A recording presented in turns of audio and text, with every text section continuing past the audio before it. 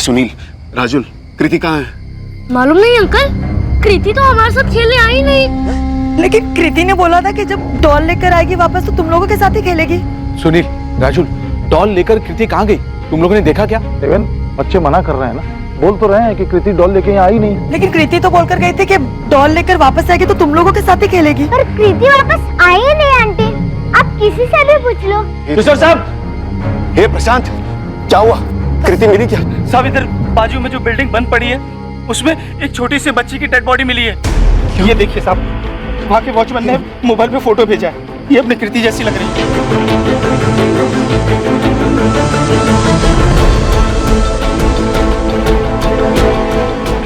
Madam, एक minute madam, भाई मेरी बेटी खो गई है। मेरी बच्ची है।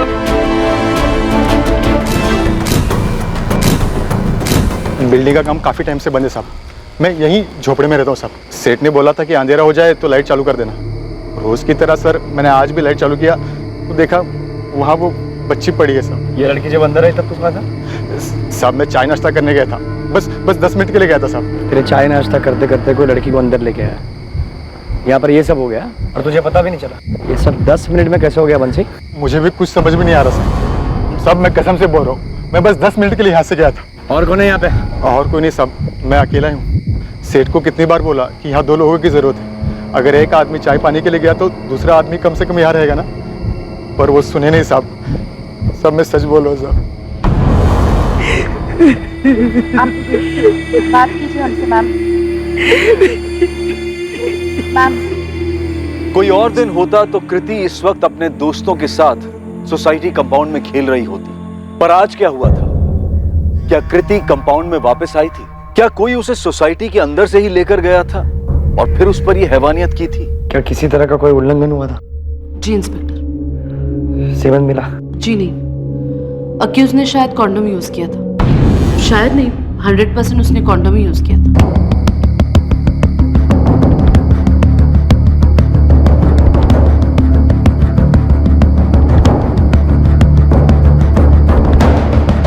गेट के बाहर भी छान मारो, हो सकता है जाते वक्त बाहर फेंक गया।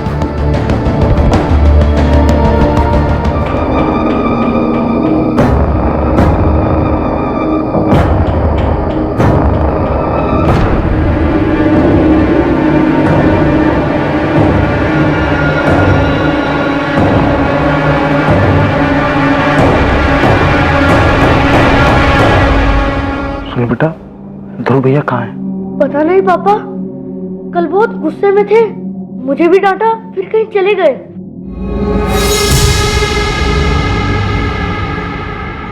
कृति, कृति।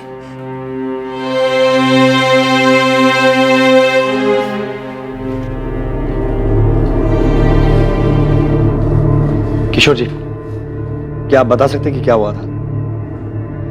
कृति अकेले कहाँ गई थी?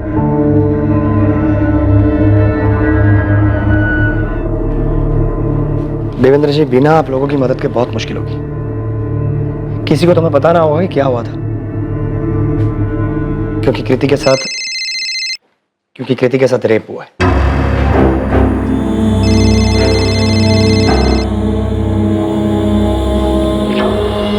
लता, मैं बिजी हूँ, बाद में बात करता हूँ। आप फोन क्यों नहीं उठा रहे? मैंने बताया तो सही, मैं बिजी हूँ, इमरजेंसी। और यहाँ नहीं है? शौर्य वेट कर रहा है आपका कब से। सब आ गए हैं, केक काटना है। तो उसे समझाओ मुझे लेट होगा, केक काट ले। सुरेश, आज बर्थडे है हमारे बेटे का। तुम समझते क्यों नहीं लता? यहाँ पर 7 साल की बच्ची का रेप और मर्डर हुआ है। तो पूरे शहर में एक आप ही पुलिस वाले हैं क्या? आपको ही हर केस पकड़ा दिया रखो फोन, बाद में बात करता हूँ। सर, हमने क्राइम सीन और बिल्डिंग के आसपास का भी पूरा इलाका चेक किया, कॉन्डम कहीं नहीं मिला। नहीं मिला तो फिर से ढूंढो। और वो बंसी, उस सिक्योरिटी गार्ड बंसी को उठाओ, उसकी हड्डी तोड़ो, पूछो उसको ये जब कांड हुआ तब साला कर क्या रहा था। कॉन्डम नहीं मिला, नहीं मिला तो रेप और मर्डर करने वाला अपने साथ में लेके गया। ढूंढो। देखिए किशोर जी, आपकी बच्ची के साथ हैवानियत हुई है, ये सच। मैं ये भी समझ सकता हूँ कि आपकी बच्ची की मौत से आप सबको सदमा पहुंचा, लेकिन आप में से किसी न किसी को तो हमें बताना होगा ना कि क्या हुआ था। कृति कहाँ गई थी, किसके साथ गई थी, वापस क्यों नहीं आई?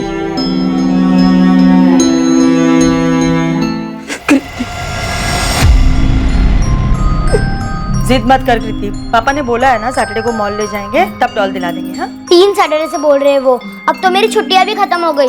बिजी थे ना बेटा पापा, इस सैटरडे को पक्का ले जाएंगे बस। झूठ, फिर बिजी हो जाएंगे वो। मैं सोनिया जनरल स्टोर से ले लूं मम्मा, मुझे जैसी चाहिए उस दुकान में है वैसी डॉल। कृति सैटरडे का वेट कर लूँ ना बेटा, सैटरडे पापा मॉल ले जाएंगे। अब मुझे नहीं जाना उनके साथ, और मुझे मॉल वाली डॉल भी नहीं लेनी, मुझे आज ही चाहिए। यहाँ मिल रही है ना मम्मा, सिर्फ 35 रुपीज की ही है। कृति मेरे पास ना बिल्कुल टाइम नहीं अभी, मैं ना तेरे साथ नहीं चल सकती आज। आप मत आओ, मैं खुद चली जाऊंगी मम्मा। अच्छा सुन, कल स्कूल से लौटते वक्त ना तेरी डॉल दिला दूंगी बस। नहीं, मुझे आज ही चाहिए मम्मा, दुकान पास में ही तो है, मैं खुद ले लूंगी ना। दे दो ना मम्मा, प्लीज प्लीज दे दो ना मम्मा, प्लीज दे दो ना मम्मा। तू मानती नहीं है ना कभी। ये ले। अच्छा ये कितने हैं? 50 रुपीज। और शॉप वाले अंकल कितना वापस करेंगे? 50 - 35 15 रुपीज। करेक्ट। अब 15 रुपए और वो डॉल संभाल के लेकर आना, ठीक है? ठीक है मम्मा, मैं डॉल लेके सुनील और राजू के साथ कंपाउंड में खेलूंगी, उसके बाद ही आऊंगी। हाँ बेटा ठीक है, संभाल के जाना। और हाँ, सुनो, ठीक है, ज्यादा मम्मा। लेट मत करना। ठीक है मम्मा। ध्रुव, कुछ खाने के लिए है राजेश? बहुत भूख लगी है यार। आजा, क्या खाएगा? मैं खाने को लेके आता हूँ, कुछ देर ले।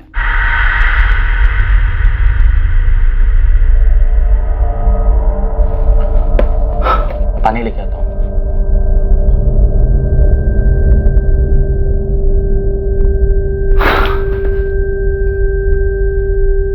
आज यहाँ रुक जाऊं राजेश, चलेगा तुझे?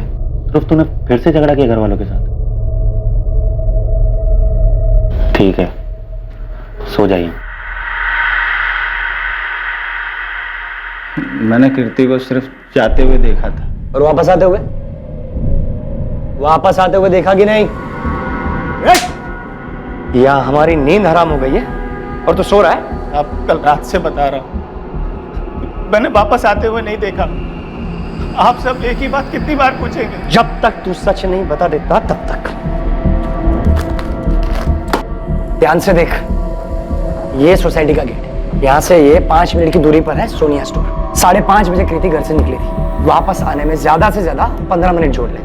5:45 तक वो वापस आ जानी चाहिए थी। अब बता, आई थी कि नहीं? मैं 100 बार बोल चुका हूं, मैंने उसे वापस आते हुए नहीं देखा। तो किसको देखा? कौन था उसके साथ? किसी को तो देखा होगा जिसके साथ कृति गई थी। ये देख, यहाँ से सोसाइटी के लेफ्ट में 5 मिनट की दूरी पर अंडर कंस्ट्रक्शन बिल्डिंग है, जहां से मैं बच्चे की लाश मिली। जो भी था तेरे सामने से कृति को लेकर गया था, तूने देखा कैसे नहीं? 100 बार बोल चुका हूं साहब, मैंने किसी को नहीं देखा साहब। हाँ मैडम, हमने भी सुना, बच्चे के साथ जो कुछ भी हुआ सुन के बहुत बुरा लगा। हम यहाँ सांत्वना बटोरने नहीं आए हैं घनश्याम जी। ये बताइए, दुकान से बच्ची किसी के साथ गई थी? बच्ची तो अकेले ही आई थी और अकेले ही गई, कोई नहीं था उसके साथ। अंकल वो वाली डॉल दीजिए ना। ये लो बेटिया, ये लो। अंकल ये 50 रुपीज है और 15 रुपीज वापस दो। अरे वाह बेटा, तुम तो पूरा गणित करके आई हो। हाँ अंकल, 50 - 35 = 15 रुपीज। तो ये लो पूरे 15 रुपए। हाँ, मैंने उसे एक 10 का नोट और एक 5 का सिक्का वापस दिया। बच्ची डॉल लेकर वापस चली गई। कहाँ गई थी? अपनी सोसाइटी में? नहीं मैडम, वो मैं नहीं देख पाया क्योंकि कस्टमर थे ना, उसमें बिजी हो गया था। अच्छा, सोसाइटी तक नहीं देखा होगा, लेकिन रास्ते में जाते वक्त उस पर नजर तो पड़ी होगी। कोई था उसके साथ? बोला ना मैडम, नहीं देख पाया। यहाँ किसी दुकान में सीसीटीवी है? मेरे यहाँ तो नहीं मैडम, किसी और के यहाँ तो मुझे नहीं मालूम। आसपास कोई एटीएम? हाँ, आगे जाकर राइट साइड में एक एटीएम है, लेकिन वो सोसाइटी की तरफ तो नहीं है।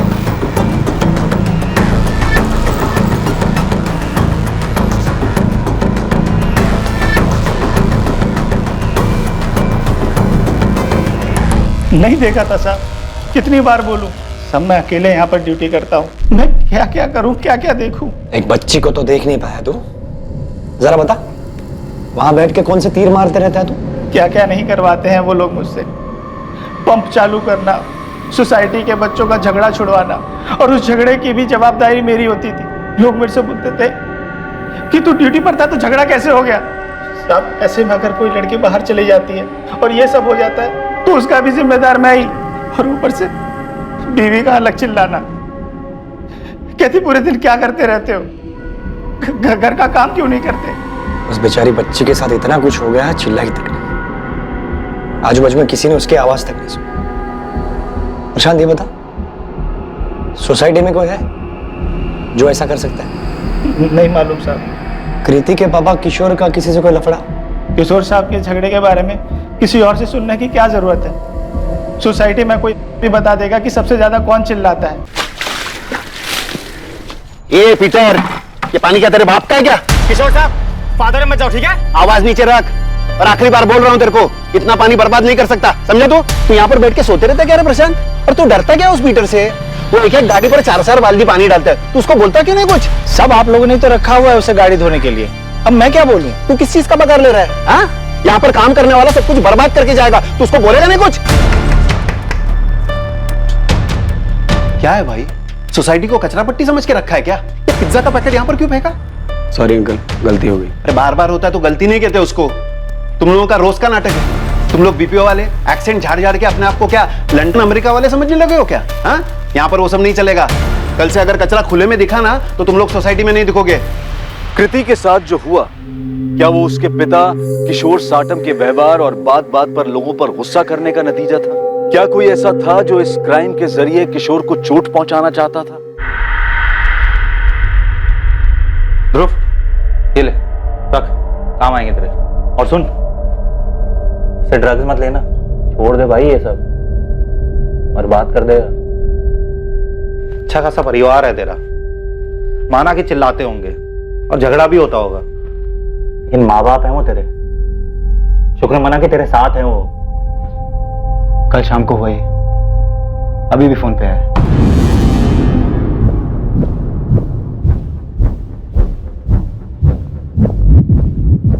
ये डॉल कितने की है? 50 रुपए की। नहीं है, थोड़ी और चाह लीजिए ना। हाँ। ए सुनील, इधर आ। कितनी बार बोला तेरे को ये लड़की लोग के साथ नहीं खेलने का? तो और किसके साथ खेलूं? और आपको क्या मतलब? फ्रेंड्स हैं हम, साथ में खेलते हैं, इसमें प्रॉब्लम क्या है? ये चुप कर कृति, तेरा बाप काफी है बोलने के लिए, उसकी जगह मत ले। मेरे पापा को कुछ मत बोलो। गया नहीं अभी तक? अभी जा रहा हूँ राजेश, शायद आज रात फिर आऊं, अपने घर नहीं जाना चाहता यार।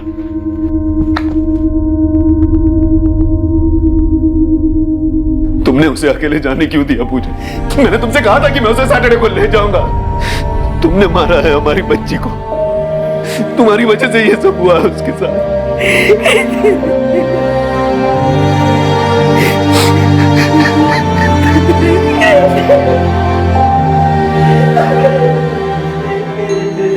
ऐसे क्यों बोल रहे हो किशोर?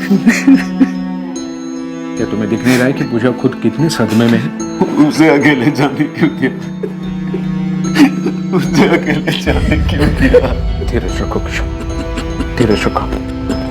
किशोर जी, किसी ने कृति को किसी के साथ जाते हुए नहीं देखा, लेकिन ये बात तय है कि कोई उसे ले जरूर गया था, कोई ऐसा जिसे वो जानती थी, और इसीलिए बिना शोर शराबा किए चुपचाप उसके साथ चली गई। ये 15 रुपए, ये 10 की नोट, 5 का सिक्का, उसे भी किसी ने हाथ नहीं लगाया। और कृति की डॉल, वो भी जैसी की तैसी वहीं पे थी। आपकी बच्ची के साथ बहुत दर्दनाक तरीके से रेप हुआ है किशोर जी, पर कुछ नहीं मिला। कॉन्डम यूज किया गया था, और ये काम किसी राह चलते पीडोफाइल या सेक्सुअल एडिक्ट ने नहीं किया, किसी ने जानबूझकर सोच समझकर आपकी बच्ची को टारगेट किया। ये काम किसी ऐसे शख्स का हो सकता है जिसके मन में आपके प्रति बहुत गुस्सा था। शायद उस गुस्से के ज्वालामुखी का शिकार हुई आपकी बच्ची, ताकि दर्द आपको पहुंचाया जा सके। आप सही बोल रहे सर, कोई अगर उसके मन की ना सुने तो किशोर लोगों से चिढ़ जाता था, सोसाइटी के कमेटी मीटिंग में भी वो शुरू हो जाता था। तब तो बहुत सारे लोग गुस्सा हो गए किशोर जी से। लगभग सभी, किराएदार हो या मकान मालिक, सोसाइटी के वर्कर्स भी उससे चिढ़े बैठे होंगे, बस उसके बर्ताव की वजह से। प्रीति दुकान से डॉल लेकर निकली तो थी, लेकिन सोसाइटी तक पहुंची नहीं। कोई रास्ते में उसे बहला फुसलाकर पास वाली खाली बिल्डिंग में ले गया और ये किया। देवेंद्र जी, जाने अनजाने में किशोर जी ने किसी को बहुत गहरी चोट पहुंचाई होगी। भूपेन चौरसिया हो सकता है सर, हमारा पहला सिक्योरिटी गार्ड। प्रशांत से पहले वो था यहाँ। अभी कहाँ वो? पता नहीं सर, लेकिन सोसाइटी की फाइल में उसके घर का एड्रेस मिल सकता है। और एक बात सर, छोटे बच्चों को लेकर थोड़ा विकृत टाइप का था ये भूपेन। जा घरी जा, जा जा जा, बाहर मत घूम, आई खड़े जा। क्या कर रहा था बे साले? हाँ, कुछ नहीं साहब, बच्चे चॉकलेट नहीं खोल पा रही थी तो उसे खोल के दे रहा। हमें लगा कि भूपेन की आदत थी बच्चों के साथ ऐसा करने की, जब प्रशांत ने मामला कमेटी के सामने रखा तो हमने उसे तुरंत भगा दिया। ये इससे पहले भी कोई बच्चों के साथ ऐसा बर्ताव किया उसने? किया ही होगा, लेकिन उस दिन तो पकड़ा गया ना। कहाँ मिलेगा ये भूपेन?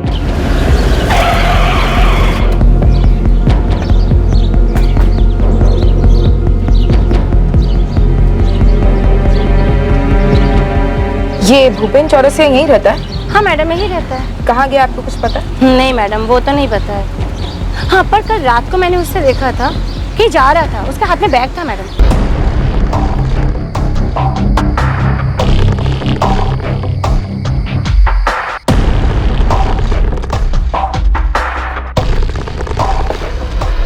ये रे भूपेन चौरसिया की फाइल और ये उसकी फोटो।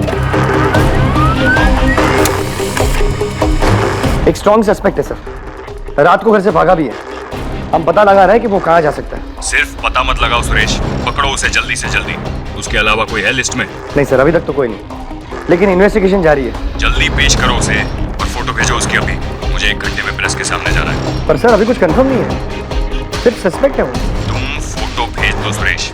मीडिया वालों का शोर नहीं सुनाई दे रहा तुम्हें? प्रेस के सामने कोई चेहरा तो रखना होगा ना, वरना उनके शोर से कितने कान खड़े हो जाएंगे तुम जानते हो। जी सर।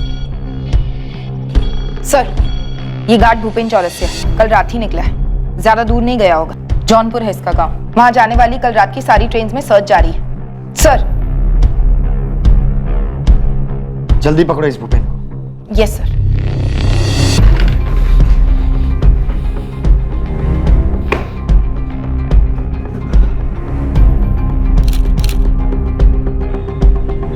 पुलिस ने पूरी शिद्दत से सोसाइटी के पुराने गार्ड भूपेन चौरसिया की तलाश शुरू की। मुंबई से उत्तर प्रदेश जाने वाली सभी ट्रेन्स में भूपेन को ढूंढने की खबर पहुंचा दी गई। इलाके की हर दीवार पर भूपेन का चेहरा था। पुलिस ने उसके लिए हर संभव जगह पर जाल बिछा दिया था। राजेश, मुझे ध्रुव कुछ ठीक नहीं लगता यार। यार वो थोड़ा परेशान है मयूर। तुझे उसमें अपना अतीत दिखाई दे रहा है क्या? तू खुद को देख रहा है ना उसमें? यार मयूर, मैं तुझे कैसे समझाऊं यार? मुझे ध्रुव ना बस थोड़ा परेशान लगता है। तेरी मदद उसे और परेशान करेगी। तेरी मदद के पैसे से वो ड्रग्स लेता है, इतना तो तुझे भी समझ में आता होगा। तू ही बता, ड्रग्स ने किसकी परेशानी दूर की है जो उसकी करेगी? यार मुझे नहीं पता यार मयूर। ऐसे ना उसकी परेशानी खत्म होगी ना तेरा दुख कम होगा। तुझे लगता है ये दान धर्म करने से तुझे उस दर्द से आराम मिल जाएगा जो तेरे माँ बाप ने और पायल ने तुझे दिए? हाथ कैसे लगाया तुमने? हिम्मत कैसे हुई तुम्हारी? जा निकल जा इस घर से। चली जाऊंगी, लेकिन तुमसे बदला लेने के बाद जैसे तुमने मेरी जिंदगी तबाह कर दी, मैं भी नहीं छोड़ूंगी। तेरी जैसी अड़ियल के साथ शादी करके मैंने अपनी जिंदगी बर्बाद कर ली। तो किसी और के साथ करने वाले थे? जाओ, चले जाओ, उसी के साथ जहाँ जाना हो। जाओ ये घर छोड़कर। ये घर मेरा है, समझी? जाएगी तू यहाँ से। ऐसे ही चली जाऊँ? याद रखना, अगर मैं गई तो ये घर भी नहीं बचेगा। इतनी आसानी से पीछा नहीं छूटेगा मुझसे। यार मयूर, यार आने में थोड़ा टाइम लगेगा, तू संभाल लेना। कहाँ जा रहा है तू? फिर से उस पायल के पीछे? नहीं यार, कृति के घर। ये कैसे हुआ? गार्ड भूपेन चौरसिया कभी वसई से बाहर गया ही नहीं। वो अपने घर से कुछ ही दूर एक लॉज रूम में छुपा हुआ था। भूपेन चौरसिया, हम जानते हैं तुम अंदर हो। भागने का कोई रास्ता नहीं है, खिड़की से तो सोचना भी मत, बाहर भी पुलिस है। भागने की कोशिश भी की तो गोली मार देंगे। खोल।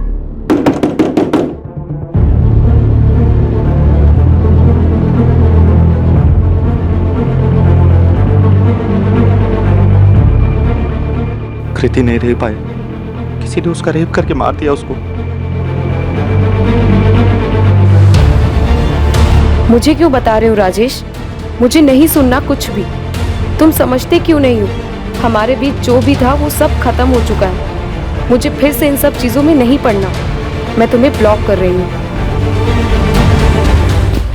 ये लीजिए गर्मा गर्म पॉपकॉर्न।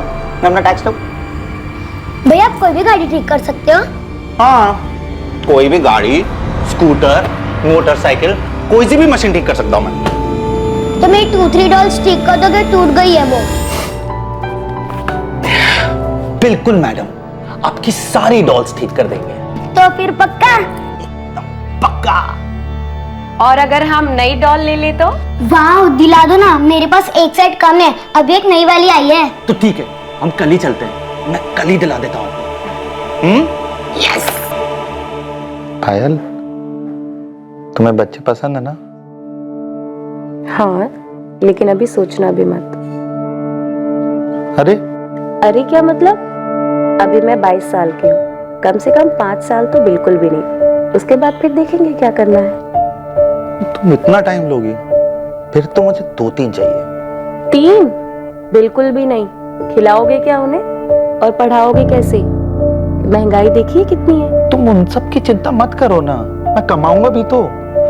देखो तुम ये सब टेंशन छोड़ो, हम अच्छे से पाल लेंगे उन्हें। पायल, मुझे ना कृति जैसी बेटी चाहिए।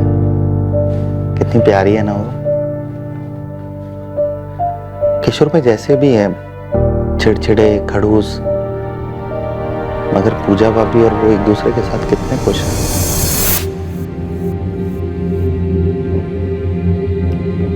जो कुछ भी हुआ उसमें तुम्हारी कोई गलती नहीं थी,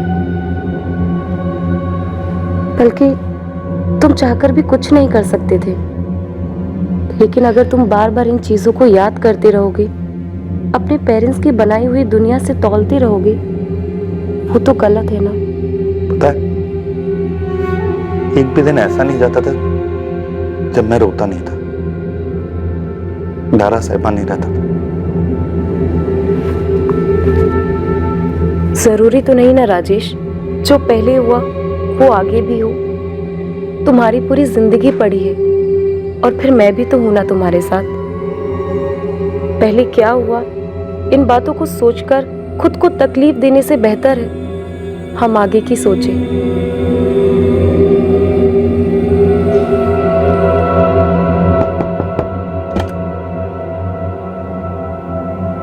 नमस्ते किशोर भाई। मुझे आज ही पता लगा किशोर भाई, बहुत बुरा लगा। बदला लिया है मुझसे।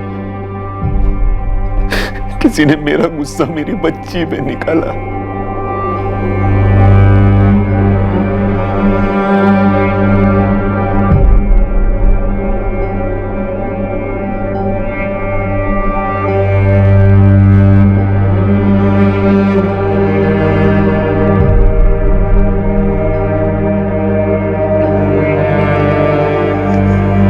फोन क्यों कर रहा है राजेश?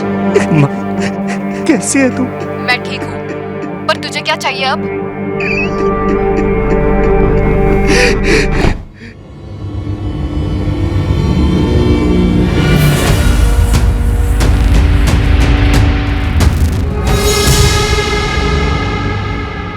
छह महीने पहले सोसाइटी में जो मेरे साथ हुआ था, उसके बाद मैंने पास वाली सोसाइटी में काम पकड़ लिया था। मैंने कुछ नहीं किया साहब। तू भागा क्यों?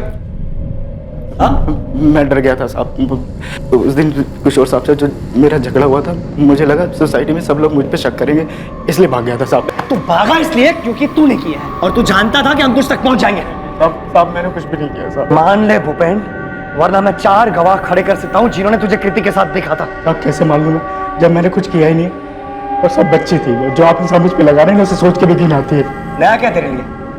सोसाइटी की छोटी बच्चियों को गोद में बिठा के क्या करता था तू? सब कसम खा के कह रहा हूँ साहब, उस दिन किशोर साहब को बहुत बड़ी गलती हो गई थी साहब। सब में सिर्फ बच्ची को खिला रहा था साहब। कृति को भी खेलने के बहाने ले गया था ना साहब। मैं कभी किसी को खुद से नहीं बुलाता साहब।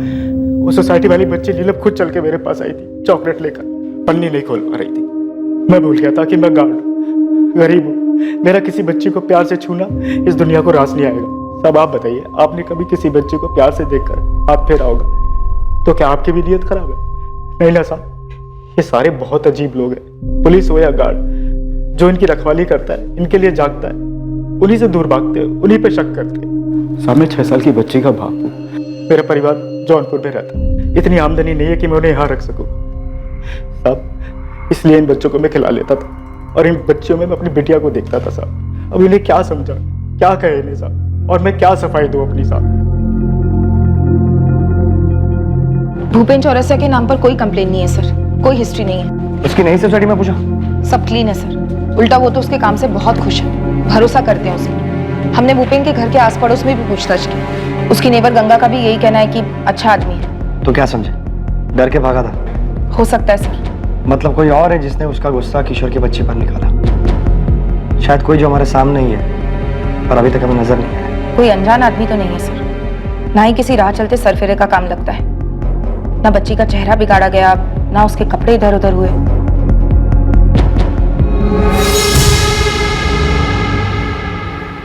कहाँ गया था तू? कुछ पूछ रहा हूं मैं। जिधर आपके जिक जिक ना सुनाई दे। क्या बोला तू? छोड़ दो उसे उसके हाल पर, मत बात करो, पलट कर जवाब देगा वो। हाँ, मत बात करो मुझसे और कोई मुझ पे हाथ नहीं उठाएगा। अब बर्दाश्त नहीं करूंगा मैं। बच्चा नहीं हूं। नहीं तो क्या पलट के मारेगा मेरे को? बाप पे हाथ उठाएगा? किशोर, आज दुष्यंत का बेटा ध्रुव दिखा मुझे। उस दिन के बाद आज दिखा है। पूरे 3 दिन नहीं था वो सोसाइटी में।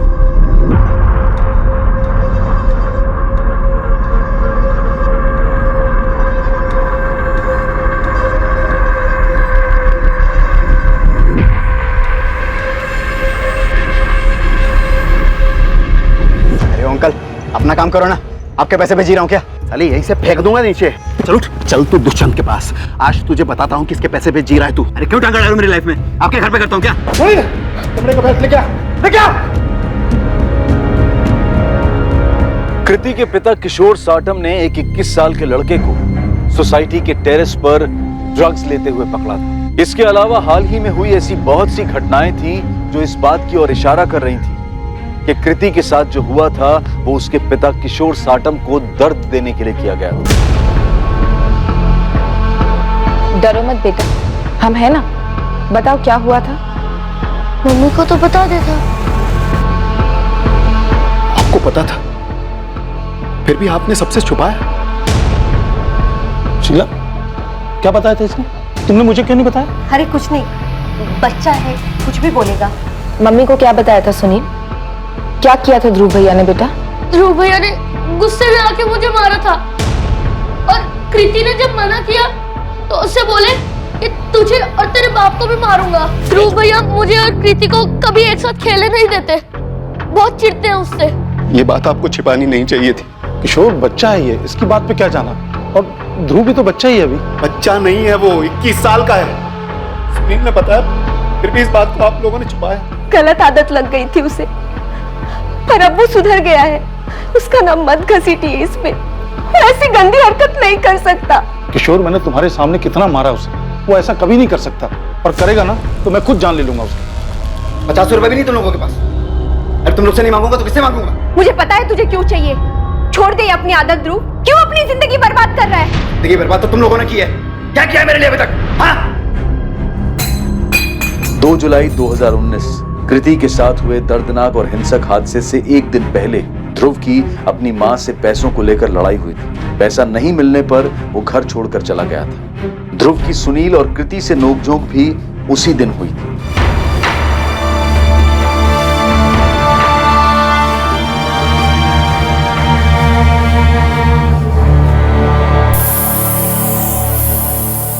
राजेश, ध्रुव को पुलिस ने पकड़ लिया। मैंने कहा था ना वो ठीक नहीं है। वो कृति जिसकी फोटो दिखाई थी तूने, सब बोल रहे हैं कि ध्रुव ने किया था। गुस्सा निकाला था मैंने, तो क्या हुआ? अपने भाई को भी तो डांटा था। मुझे कृति पर रोज गुस्सा आता था जब भी उसे अपने भाई के आसपास देखता, और नहीं भी देखता तो मुझे उसमें किशोर दिखाई देता। अब सुकून मिल गया तुझे अपना गुस्सा उस पर उतर कर? हाँ मिल गया। तूने ऐसा क्यों किया ध्रुव? वो सिर्फ साथ की थी, उसे तो भला बुरा भी समझ में नहीं आया होगा। क्यों ध्रुव, क्यों? सिर्फ उसके बाप पर गुस्सा था इसलिए? मुझे उस बच्चे से कोई मतलब नहीं था, तो सिर्फ किशोर से बदला लेना चाहता था। मैं अपने भाई को उसकी बेटी के साथ नहीं देख सकता था। बेवजह पीछे पड़ गया था मेरे। मैं जो कर रहा था टेरिस के कोने में कर रहा था, उसे क्या मिला मेरे घर जाकर? ये सब करने के बाद तूने कॉन्डम कहां पे फेंका? कॉन्डम? कौन सा कॉन्डम? जिसका यूज करके तूने रेप किया था कृति का। ये क्या बोल रहे हो आप? मैं ऐसा क्यों करूंगा? ए ध्रुव, सीधे सीधे पूछ रहा हूं, सीधे सीधे जवाब दे। वरना जानवरों की तरह बर्ताव करना मुझे आता है। मारोगे आप जैसे मेरा बाप मारता था तो मारो। अब कुछ नहीं होता मुझे। खुद तो क्लर्क बन गए, मेरे लिए इंजीनियर का सपना देख रहे। खुद तो पढ़े नहीं और मुझे मार मार कर दिन रात पढ़ाना चाहते हैं। बहुत मार खाई है। आपको लगता है मार खाने से मैं मान जाऊंगा? तो मारो मुझे। कॉन्डम कहाँ फेंका तू? मेरा दिमाग खराब है आपका। मैंने नहीं किया उसके साथ। तूने बताया ना किशोर से बदला लेना चाहता था तू। हाँ लेना था बदला। सबकी जिंदगी में जहर घोल रखा था उसने। खुद को प्रिंसिपल समझता है, लेकिन उसके लिए कृति के साथ मैंने कुछ नहीं किया। वैसे भी वो जानती थी कि मैं चिढ़ता हूं उससे, तो चुपचाप ऐसे ही आ जाती मेरे साथ। हाँ मैं चिढ़ता था उससे किशोर का गुस्सा निकालने के लिए। सबकी लाइफ खराब कर रखी है उसने। तो बेचारा राजेश शांति से रह रहा था, मुश्किल से लाइफ बन रही थी उसकी। उसने सब बर्बाद कर दिया। कौन राजेश? क्या फर्क पड़ता है? और कितने नाम गिनाऊं आपको? बेचारा पायल के साथ रह रहा था। क्या फर्क पड़ रहा था किसी को? क्या जरूरत थी उसकी लाइफ में झांकने की? और वो पीटर कितना पानी वेस्ट करता है, क्या फर्क पड़ता है किशोर? मैं ड्रग्स लेता हूं अपने पैसे से, किशोर के पैसे से तो नहीं लेता। कौन है राजेश? राजेश यादव पहले यहाँ रहता था। हाँ, एक लड़की भी थी उसके साथ में, पायल नाम। पायल? हाँ हाँ याद आया। आप उस राजेश यादव की बात कर रहे हो? जी। ये किशोर जी का राजेश के साथ क्या हुआ?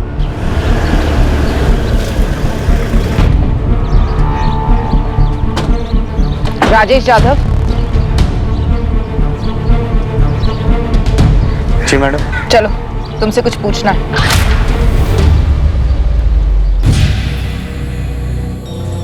सब ये तो हमारी सोसाइटी में किराए पे रहता था। हे भगवान, मुझे अब याद आ रहा है। सब इसी को तो मैंने देखा था हमारी सोसाइटी के आसपास घूमते हुए।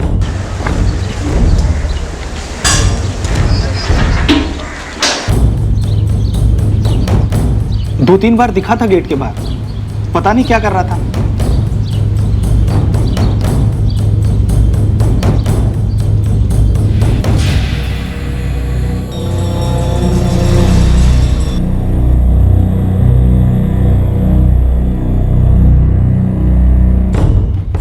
सर, ये राजेश यादव तो कब से चुपचाप बैठा है, कुछ नहीं बोल रहा। मैंने कुछ नहीं किया, क्यों लेकर आए, कुछ भी नहीं। ये उसके रिकॉर्ड्स जुवेनाइल होम में भी रह चुके हैं। सर, इसके नाम पर तो अलग अलग केसेस हैं, चोरी, रॉबरी। माँ बाप के अलग होने के बाद घर से भाग गया, 14 साल का था। फिर चोरी चकारी शुरू की, कुछ 4 साल पहले एनजीओ की कांटेक्ट में आया। उसके बाद भी कोई क्राइम सर? नहीं, उसके बाद एकदम नॉर्मल लाइफ। अभी अपने दोस्त के साथ मिलकर गैरेज चला रहा है। 8 महीने पहले तक तुम उसी सोसाइटी में थे, पायल गोडबोले के साथ। एविडेंस हमारे पास। 3 जुलाई की शाम को तुम सोसाइटी के बाहर दिखे थे। क्यों? उस 7 साल की मासूम बच्ची ने तुम्हारा क्या बिगाड़ा था राजेश? उसकी कोई गलती नहीं थी, वो तो बेकसूर थी। अरे राजेश भैया, आप कैसे हैं? अरे कृति बेटा, मैं एकदम ठीक हूँ। आप कैसे हैं? ये क्या लेके आए? ये डॉल लेने गई थी, देखो कितनी अच्छी है ना। तो बहुत सुंदर है, एकदम आपके जैसे। पायल दीदी कहाँ है? कितने दिन हो गए, आप लोग अभी मिलने ही नहीं आए। अरे तो मैं वही तो करने आया हूँ। पायल दीदी ने भेजा मुझे आपके पास, वो वेट कर रही है आपका। चलोगी? हाँ, मुझे पायल दीदी से मिलना है। चलो।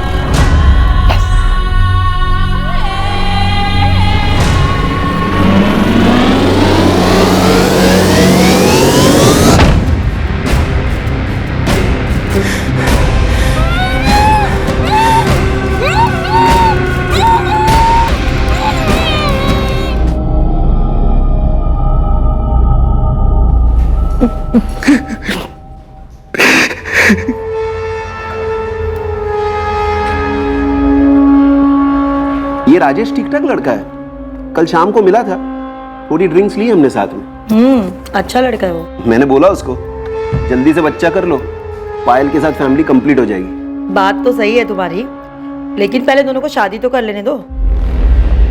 शादी तो कर लेने दो मतलब? क्या बोल रही हो तुम? अरे बिना शादी के बच्चा करेंगे तो लोग क्या बोलेंगे? तो क्या वो दोनों शादीशुदा नहीं है? हाँ पूजा। अभी तो नहीं हुई शादी, लेकिन 1-2 साल में कर लेंगे, ऐसा बोल रहे थे। और तुम ये सब कब से जानती हो? बहुत पहले से। पर तुम क्यों उनकी लाइफ में इतनी दिलचस्पी ले रहे हो? अगर मैरिज सर्टिफिकेट दिया है सोसाइटी को उन लोगों ने।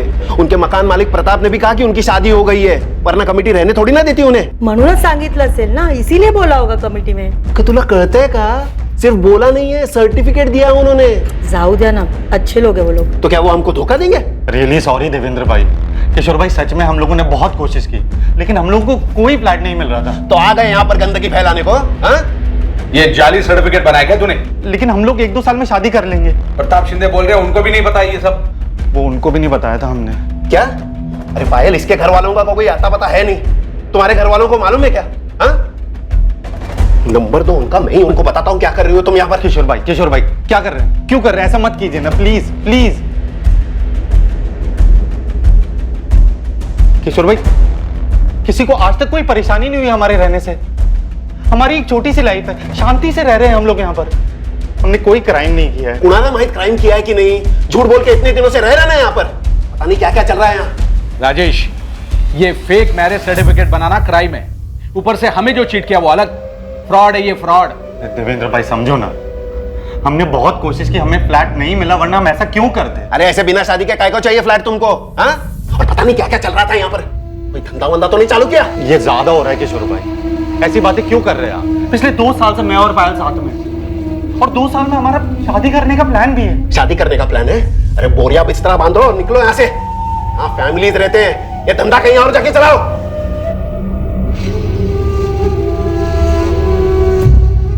उस दिन पायल के बारे में जो कहा गया वो ठीक नहीं था। उस इंसिडेंट ने पायल को तोड़ दी। गलती कोई भी करेगा, लेकिन अंजाम हमेशा मैंने भुगता है। सोसाइटी के उस इंसिडेंट के बाद पायल ने मुझे छोड़ दिया। इसमें मेरी क्या गलती थी? मेरे माँ बाप ने अपनी नई लाइफ शुरू कर दी, पीछे अपने बच्चे को भूल गए। उनके जाने के बाद बस एक पायल ही थी जिसने मुझे संभाला हुआ था। मैं एक इज्जत की जिंदगी जीना चाहता था सर, लेकिन किशोर सतम ने उसने सब बर्बाद कर दी। प्रीति बच्ची थी सर, मैं उसके साथ ये सब नहीं करना चाहता था, लेकिन मैं उस किशोर सतम को सबक सिखाना चाहता था। एक ऐसा सबक जिसे वो कभी ना भूल पाए, जैसे मैं कभी नहीं भूलूंगा। और ऐसा करने से क्या मिल गया तुझे? तेरे माँ बाप मिले, पायल वापस आई, कुछ तो सोचना चाहिए था। उस बच्चे ने तुम्हारा क्या बिगाड़ा था?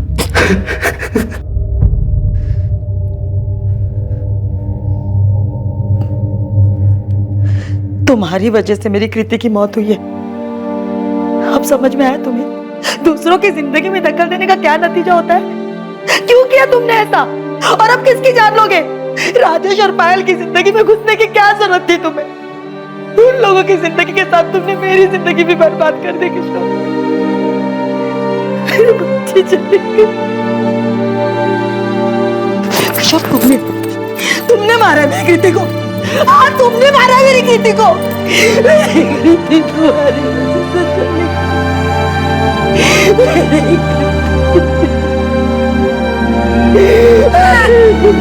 मेरी बच्ची।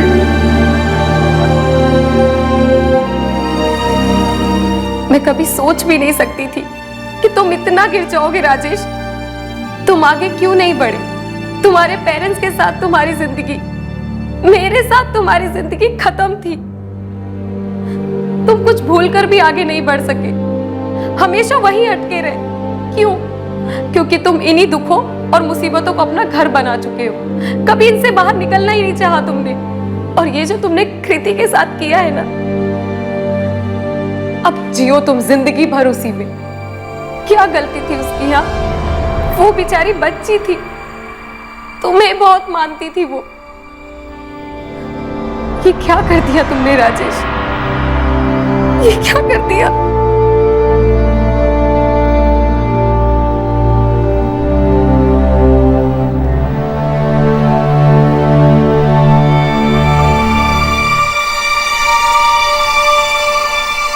चार्जशीट तैयार है सर।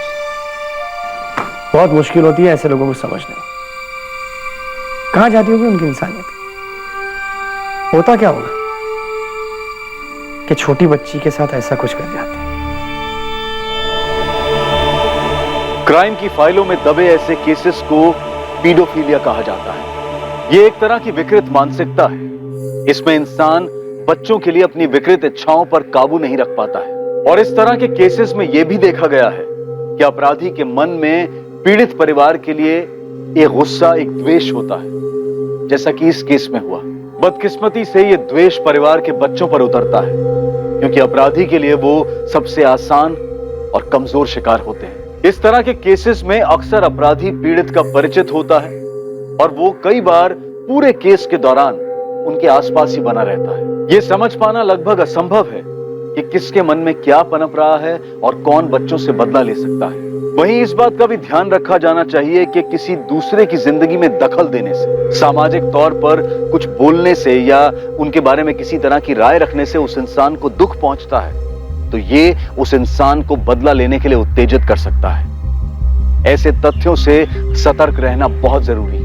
आज के दौर में चाहे वो सोशल मीडिया पर हो या फिर व्यवहारिक जीवन में, अति संवेदनशीलता साफ झलकती है जो किसी अंजाम की परवाह नहीं करती। हमारा कर्तव्य है कि हम अपने बच्चों को अच्छी जिंदगी दें और अच्छा और सुरक्षित भविष्य दें। और आलोचनात्मक होने से पहले सोचिए और सतर्क रहिए।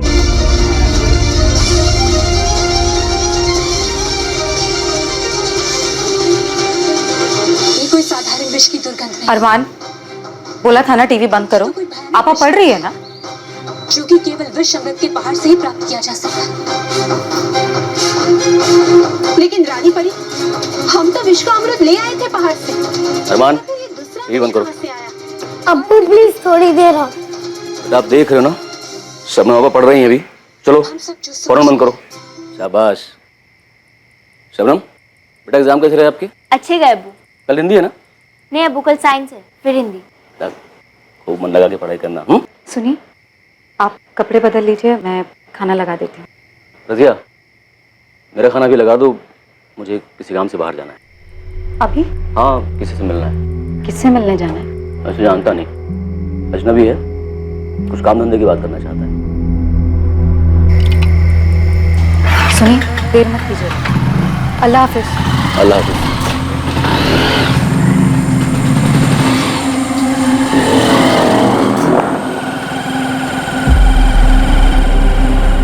किसी को पता नहीं था कि यह आखिरी बार था जो अफजल अपने घर से निकल रहा था।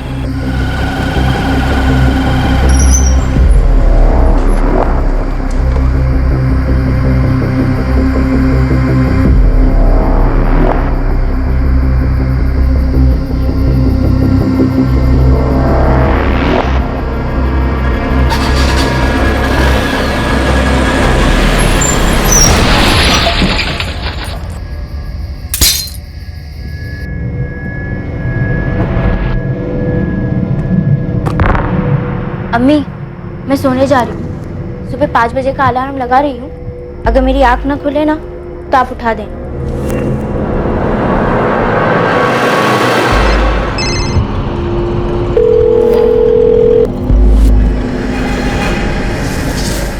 क्या हुआ अम्मी? पता नहीं शबनम, मैं मेरे अब्बू को कब से फोन लगा रही हूँ, फोन नहीं उठा रहे। फोन साइलेंट पे होगा अम्मी। मिस कॉल देख के खुद कर लेंगे अब्बू कॉल। आप इतना परेशान मत हो। हमने बटुआ चेक किया, लेकिन इसमें कुछ भी ऐसा नहीं मिला जिससे इसकी पहचान हो सके। सर, हो सकता है फोन इसी आदमी का है। जी। फोन लॉक्ड है। अगर कॉलर ने फिर से फोन किया तो पता चलेगा ये आदमी कौन है।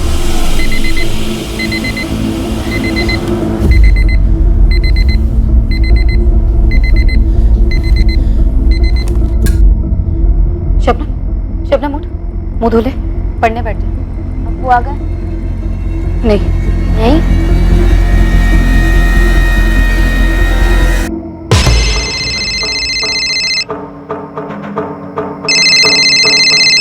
साहब, कोई रजिया है?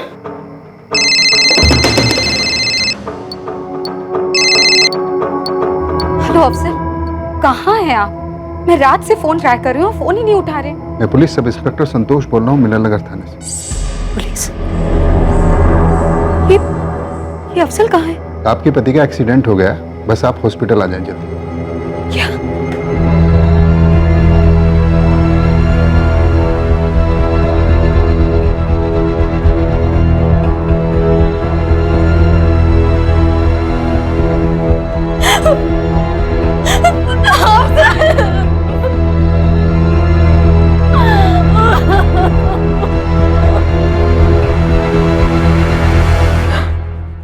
मेरे शौहर अफजल टेलर थे,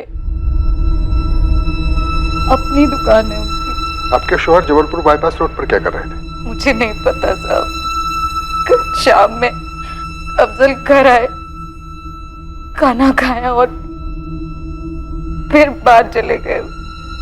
बस इतना ही कहा कि वैसे जानता नहीं, अजनबी है, कुछ काम धंधे की बात करना चाहता है। हमने अभी हिट एंड रन का केस रजिस्टर किया है। ये कुछ सामान है उनका जो उनकी बॉडी से मिला। इन्ना लिल्लाहि व इन्ना इलैहि राजिऊन।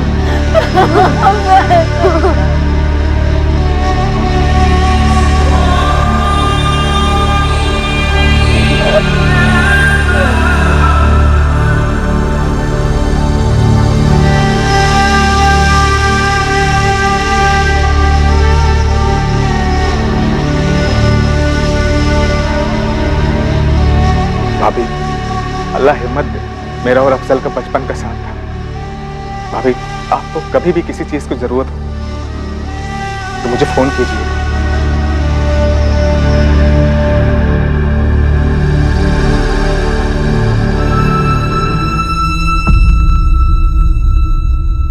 किसके दिल में क्या है, कौन अपने दिल में आपके लिए बैर रखे हुए है, ये कोई नहीं कह सकता। एक रात में एक परिवार उजड़ गया। एक रोड एक्सीडेंट में अफजल शेख की ऑन द स्पॉट मौत हो गई, लेकिन उसकी बीवी रजिया शेख को यह शक था कि उसे मारा गया है। क्या यह सिर्फ एक वहम, सिर्फ एक रोड एक्सीडेंट था या फिर एक मर्डर? साहब, मुझे लगता है कि अफजल उस रात जिस अजनबी आदमी से मिलने गए थे, उसने जानबूझकर उन्हें कुचल दिया। लेकिन अभी तो एक्सीडेंट ही लग रहा है।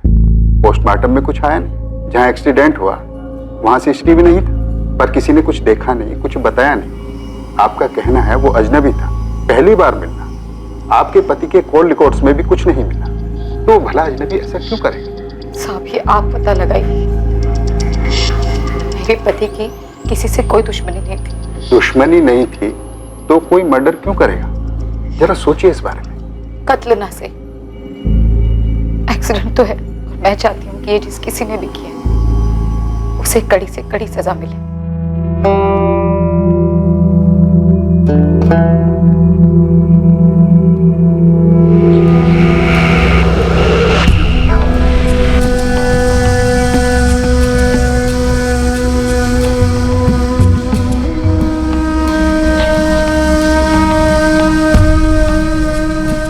अपने पर कहर टूटने के बावजूद रजिया में एक जुनून था कि अफजल का गुनहगार पकड़ा जाए और उसे सजा हो, पर पुलिस इन्वेस्टिगेशन टीम मुजरिम के बारे में कुछ भी पता नहीं कर पाई थी। लेकिन रजिया ने हार नहीं मानी। पूरे 6 महीने वो पुलिस स्टेशन के चक्कर काटती रही, दलीलें करती रही, और फिर एक दिन साहब, वो अफजल के नहीं मिल रहा वो आदमी जिसने आपके पति का एक्सीडेंट किया। इसका मतलब अफजल को और मुझको किसी को भी इंसाफ नहीं मिलेगा। आपसे गुजारिश है, आप हमारा और अपना वक्त जाया ना करें। केस क्लोज कर दिया हमने। अनसुलझे करार देकर कई केसेस क्लोज किए जाते हैं। ऐसे केसेस सिर्फ आंकड़े बनकर रह जाते हैं। लेकिन क्या आक्रोश क्लोज किया जा सकता है? रजिया के मन में एक आक्रोश था, एक अधूरापन था। कम से कम रजिया से तो आगे बढ़ना नहीं हो पा रहा। और फिर अफजल को खोने के पूरे 3 साल के बाद एक ऐसा वाकया हुआ जिससे इस क्लोज्ड केस की तकदीर फिर से खुल गई। सचिन सचिन होगा, लेकिन अपना विराट किसी अलग मिट्टी का बना हुआ है भाई। 2016 में किया था कांड। कहाँ किया था? यही अपना जबलपुर बाईपास। उड़ा दिया था गाड़ी। तूने सच में किसी को उड़ाकर मार डाला? क्या कर रहा है भाई? धीरे बोल। लेकिन तू ऐसे कैसे किसी अजनबी को? हाँ, प्रवचन मत दे। उन्होंने सुपारी ली थी। 1 लाख रुपए की बात हुई थी। साले ने 20,000 दिया, 80,000 अभी भी बाकी है उसके पास। तो अपना मुंह मत खोल देना किसी के सामने साले, समझा? नहीं यार, मुझे क्या करना?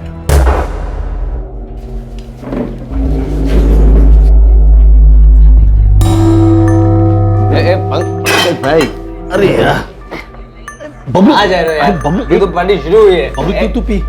पंकज भाई,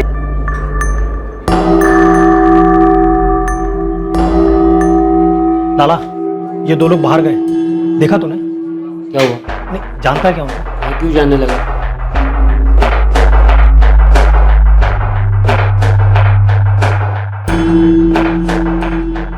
ये इन्फॉर्मेशन कितनी सही है? खबरी के कान कभी धोखा नहीं देते साहब। वो बंदा पक्का सुपारी की ही बात कर रहा था। तूने आगे कुछ की? उस बंदे को ढूंढने की कोशिश की? किया ना साहब, पूरा हफ्ता रोज चील की तरह ठेके पे नजर रखी मैंने, लेकिन वो दोनों बंदे फिर आए ही नहीं। कौन से गैंग के लिए काम करता है? पुलिस के गैंग के लिए। पुलिस का खबरी हूँ। तो उन्होंने कोई कांड किया क्या? कांड नहीं, अपना काम नहीं। मेरा काम करें लाला, मेरा नंबर ले, और वो दोनों यदि यहाँ दोबारा दिखे ना तो उनकी फोटो खींच, उनका डिटेल निकाल और मुझे बता। लाला ने अभी तक कोई फोन नहीं किया? नहीं किया सर। तो स्केच आर्टिस्ट के साथ बैठकर स्केच बनवा सकता है, जिसे तूने देखा। जो बंदा डींग हाँक रहा था उसका चेहरा तो नहीं देख पाया, लेकिन हाँ ये दोबारा टकरा जाए ना, दिमाग की घंटी जरूर बजेगी। जगह कौन सी बताई जहाँ उसने किसी को कुचला था? जबलपुर बाईपास के पास 2016 में। हम तब के केसेस खंगालेंगे, लेकिन पंकज तूने जिनकी बातें सुनी उन्हें ढूंढना जारी रख। जी साहब। नशा कातिल आजाद घूम रहा है, मतलब केस अनसुलझा रहा होगा और क्लोजर रिपोर्ट फाइल हुई होगी। एक काम करो, तुम और आसमा 2016 में जबलपुर बाईपास पर जितने भी एक्सीडेंट केसेस हुए सबकी फाइल मंगवाओ।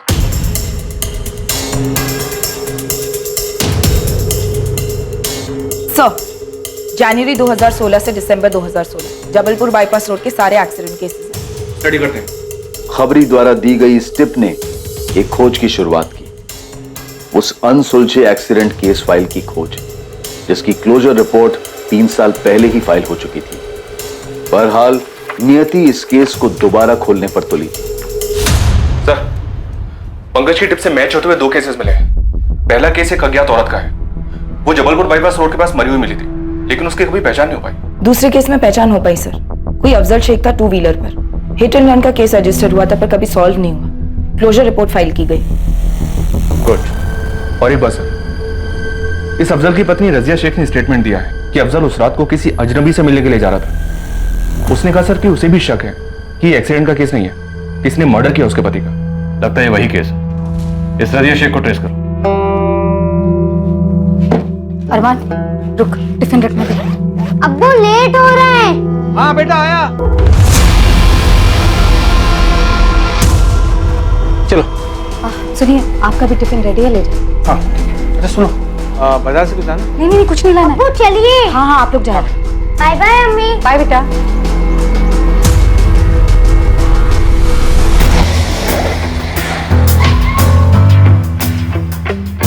रजिया शेख अगर यही है ना? जी हाँ। तुम कौन हो? आप कौन है? सर मैं रजिया का शौहर सदाब खान। क्या बात है? तो अफजल शेख जी, अफजल मेरे पहले शौहर थे। 3 साल पहले एक्सीडेंट में उनकी मौत हो गई। कुछ पता चला किसने किया था? आप बच्चे को स्कूल छोड़ने जा रहे हैं? आप बताएंगे भी कि क्या पता चला? दरअसल एक टिप मिली हमें। अफजल का एक्सीडेंट नहीं था, शायद उसका मर्डर था। मुझे पता था, मैं कहती रही। मार डाला है किसी ने अफजल को। उस रात हर रोज की तरह दुकान से घर लौटे, खाना खाया और निकल गए। वैसे जानता नहीं, अजनबी है, कुछ काम धंधे की बात करना चाहता है। किसी पर शक? उस अजनबी पर जिससे अफजल उस रात मिलने गए थे।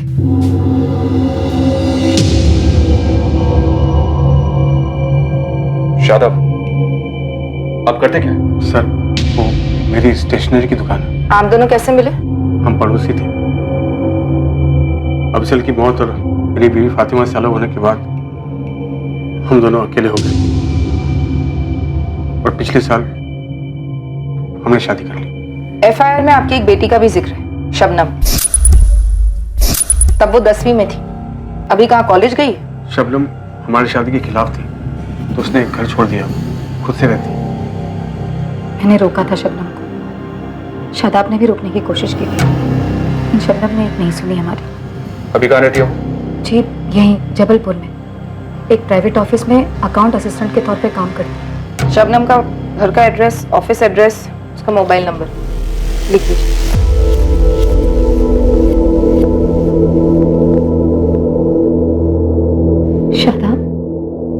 ये सब क्या है? पता नहीं रजी।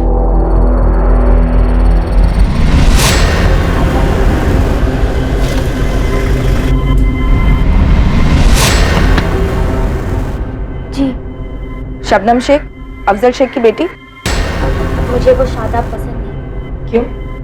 कुछ किया है उसने तुम्हारे साथ? नहीं, ऐसा कुछ नहीं। हम तुम्हारे अब्बू का एक्सीडेंट केस फिर से ओपन कर रहे हैं। हमें शक है कि उनका एक्सीडेंट नहीं हुआ था, कत्ल हुआ था। कत्ल? हाँ शबनम, लेकिन इस वक्त हमें यह भी शक हो रहा है कि तुम कुछ जानती हो जो हमें बता नहीं रही। कुछ तो छुपा रही। मुझे कुछ नहीं पता, मैं कुछ छुपा नहीं रही हूँ। मुझे बस सुनकर शौक हो गया। लेकिन हमारे बताने के पहले से तुम हमें शॉक लग रही थी। शबनम प्लीज, तुम हेल्प कर सकती हो हमारी? क्या तुम नहीं चाहोगी तुम्हारे अब्बू का कातिल पकड़ा जाए? बताओगी नहीं तुम्हें किस पर शक है? मुझे कैसे किसी पर शक हो सकता है? सच में मैम, मुझे कुछ नहीं पता। 3 साल में काफी डेवलपमेंट हुई है शेख परिवार में। जी सर। लड़की जरूर कुछ छुपा रही है सर। और ये शादाब भी बॉडी लैंग्वेज से काफी नर्वस लग रहा था। रजिया भी सर, काफी कोशिश करी थी नॉर्मल रहने की, लेकिन साफ दिख रहा था अंदर कुछ चल रहा है। इस मर्डर का तगड़ा मोटिव दिख रहा है। रजिया और शादाब का अरसे से अफेयर रहा होगा। अफजल रास्ते का कांटा था। इस ट्रायंगल के तीनों एंगल्स के डिटेल्स निकलो। रजिया, शादाब और वो पहला शोहर मरहूम अफजल शेख। साहब, 3 साल पहले हुआ एक एक्सीडेंट केस अब मर्डर केस मालूम हो रहा था, जैसा कि उस वक्त रजिया को लग रहा था। लेकिन उस वक्त न्याय की गुहार लगाने वाली पीड़ित की पत्नी इस वक्त संदिग्ध मालूम हो रही थी। अब सवाल यह उठ रहा था कि क्या घर की दीवारों में दीमक काफी पहले से लगी हुई थी, और क्या किसी अपने ने ही अफजल के खिलाफ अपने दिल में बैर पाल रखा था? सर, आसमा, क्या खबर? आपका शक सही निकला सर। रजिया और शादाब का अफेयर अफजल की मौत के काफी पहले से चल रहा था। अफजल के जाने के बाद ही इनका निकाह हुआ, लेकिन उसके पहले शादाब की पहली बेगम फातिमा ने तलाक दे दिया शादाब को, तभी खिल टूट गई थी। अभी कहाँ है फातिमा? वो अपने जबलपुर की नहीं थी, वो तो लौट गई अपने मायके शाहपुरा गांव में। सर, मैंने शादाब की पहली बीवी फातिमा को ट्रेस कर लिया, बुलाया उसे। सर, मैं अफजल शेख की दुकान पर गया था। अब वो दुकान उसका कारीगर चलाता है, मंगेश। साबी दुकान अफजल भाई की खुद की नहीं थी, उन्होंने एक सेठ से लीज पर ली थी और मैं पहले से उनके नीचे काम कर रहा था।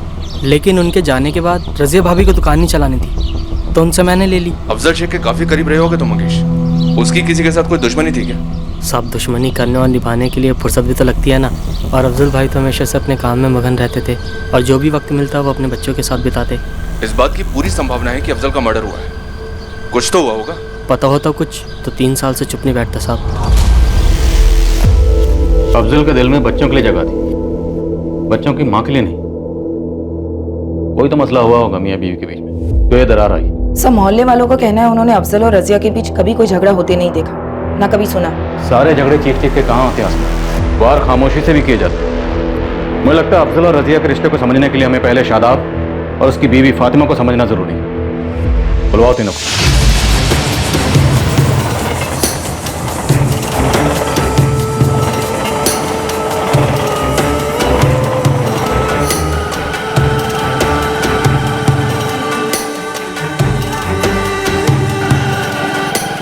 शादाब और मेरी शादी हमारे घर वालों ने तय की थी, अरेंज्ड कहते हैं जिसे।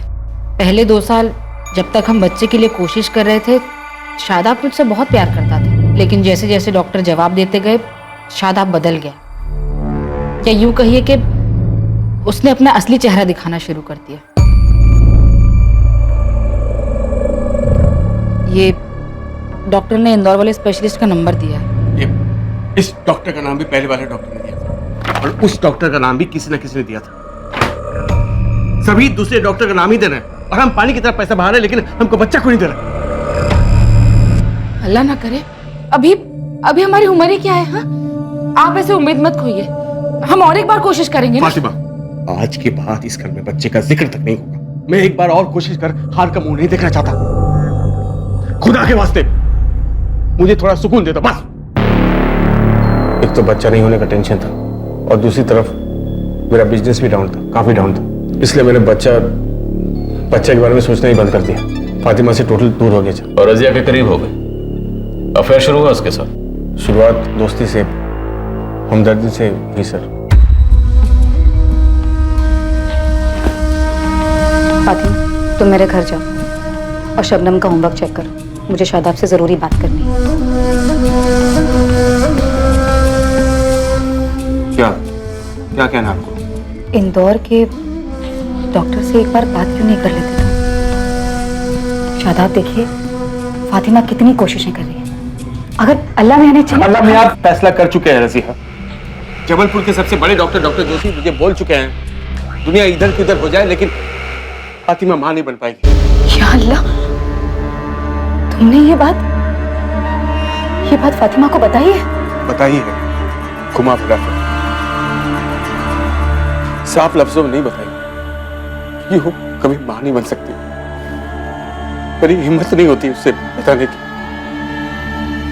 और आप भी खुदा के वास्ते उसे कुछ मत बताना, वरना वो खुद को मेरी गुनहगार समझेगी, सर पर बैठेगी। मैं जानबूझकर उसे तीखी बात करता हूं ताकि वो मुझसे कुछ उम्मीद न रखे, क्योंकि अब कोई दवा फातिमा को मां बना नहीं सकती। और मैं कभी बाप नहीं बन पाऊंगा। ये दर्द मुझे रात दिन खाता है, किससे कहूं मैं? क्या करूं मैं? चुप हो जाइए।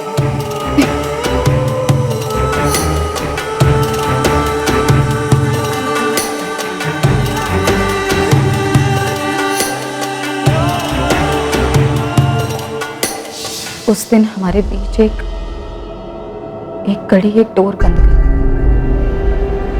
दोस्ती और हमदर्दी के परे। उसके बाद क्या हुआ? हम मिलने लगे, पहले पहले मोहल्ले के बाहर। और तुम्हें भनक कब लगी? कभी नहीं, मैं तो रजिया को अपनी आपा समझती थी। पकड़े कैसे गए? अफजल ने हमें रंगे हाथ पकड़ लिया।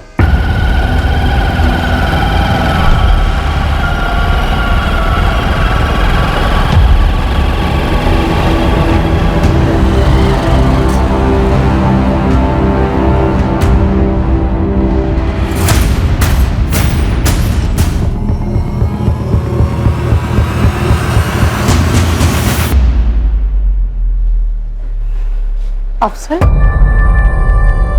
आप आज जल्दी आ गए? देर हो गई, लेकिन तुम कहां से कहां पहुंच गई रज़िया? अफसल, आप क्या बोल रहे हैं? मेरी कुछ समझ में नहीं आ रही। शादाब को फोन मिलाओ और बुलाओ उसे। शादाब को? लेकिन क्यों? क्यों? रज़िया, ये सवाल अपने आप से पूछो, क्यों? शादाब को फोन कर और बुलाओ उसे यहां।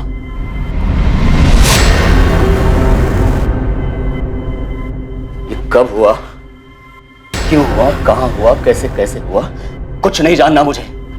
बस तुम दोनों कान खोलकर सुन लो, आज के बाद सब नहीं। ये कहानी अभी इसी वक्त खत्म हो जानी चाहिए। अंदर बच्चे हैं मेरे, बड़े हो रहे हैं। अगर उन्हें कुछ पता चल गया या किसी ने कुछ बता दिया ना, तो कसम खुदा की ठीक नहीं होगा। तुम दोनों ने अपना रिश्ता तो तोड़ा नहीं और अफजल को मार दिया। साहब, शादाब और मुझे पता था आप यही सोचेंगे। साहब, आप यकीन करें या ना करें, मैं अफजल को कभी धोखा नहीं देना चाहती थी। ये डायलॉग हफ्ते में कम से कम 2 बार तो हम सुनते हैं रज़िया। कत्ल का प्लान कैसे बनाया वो बताओ। साहब, कोई प्लान नहीं बना। अफजल ने मुझे घर में बंद करके रखा था। एक तरीके से ये मेरे लिए अच्छा ही था। मैंने शादाब से पूरी तरह बातचीत बंद कर दी। शादाब ने भी कोई कोशिश नहीं की। अफजल के हमें पकड़ लेने के बाद मैंने और शादाब ने एक दूसरे की तरफ मुड़कर भी नहीं देखा। एक बार अफजल तुम्हारी नजरों के सामने से इस दुनिया से दूर क्या हुआ? तुम और रज़िया फिर से पास आ गए, एक हो गए। हम एक जरूर हुए सर, पर अफजल को मारकर नहीं। मैं भला अफजल जैसे अच्छे इंसान का कत्ल क्यों करता? वो बहुत ही अच्छा इंसान था सर। और आप ही बताइए, कौन आदमी अपनी बीवी और पड़ोसी की ऐसी हरकत बर्दाश्त करता? उसने न सिर्फ खुद की और अपने घर की इज्जत का सोचा, बल्कि उसने मेरे खानदान की इज्जत का भी सोचा। इसलिए सर, मेरे दिल में उसके लिए बड़ी इज्जत है। अफजल के इंतकाल को 1 हफ्ता भी नहीं हुआ कि रज़िया और शादाब का अफेयर फिर से शुरू हो गया, और इस बार मैंने दोनों को रंगे हाथों पकड़ा। उसी दिन मैं अपने मायके चली गई और हम दोनों का तलाक हो गया। तुम्हें लगता है कि शादाब ने अफजल को मरवाया? नहीं, मुझे नहीं लगता शादाब इतना गिर सकता, लेकिन वो कहते हैं ना, प्यार में इंसान अंधा हो जाता है। क्या पता इंसानियत भी अंधी हो जाती होगी। अफजल, शादाब और रजिया के बारे में पुलिस ने हर मुमकिन हर छोटी से छोटी जानकारी हासिल की, पर कहीं भी वो कड़ी नहीं मिल पा रही थी जो शादाब और रजिया को अफजल के कत्ल से जोड़े। ये खबरी की टिप से एक अनसुलझे एक्सीडेंट केस को फिर से खोला गया, लेकिन पुलिस के हाथ कुछ नहीं लग रहा था। क्या ये अनसुलझा केस अनसुलझा ही रहने वाला था, या फिर पुलिस के हाथ कोई ऐसा सुराग लगने वाला था जो इस केस को नई दिशा देता?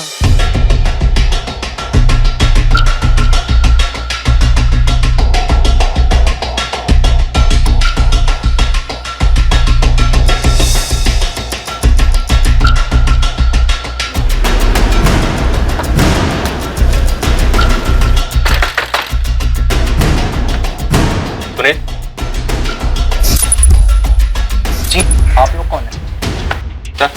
अरे आप लोग कौन है और मुझे लेकर कहाँ जा रहे हैं? Police station. पर सर मैंने किया क्या है? चलो अंदर। साहब एक बार तो बताइए कि मैटर क्या है?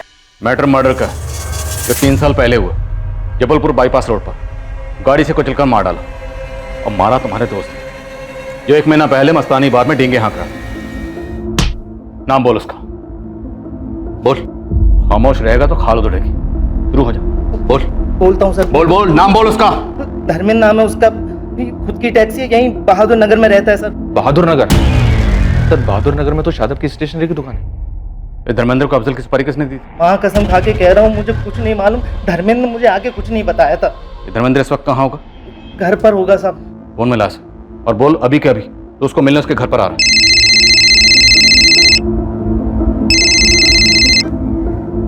हेलो, हाँ सुनील बोल, क्या हुआ? धर्मेंद्र भाई वो बस ऐसे ही फोन किया था।